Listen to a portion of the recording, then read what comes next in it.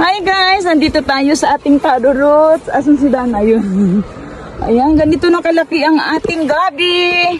Ayan, ang harvest nito guys ay ngayong September. Mag-harvest tayo ng kunti ngayong September dahil mahal ang gabi pag September season. At syempre, hindi lahat dahil sa December mag-harvest din tayo. Dahil ito ay isa sa tradisyonal ng Hapon kapag bagong taon. Ayan, meron silang hinahanda sa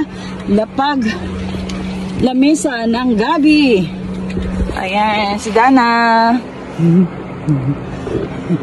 Sure ka.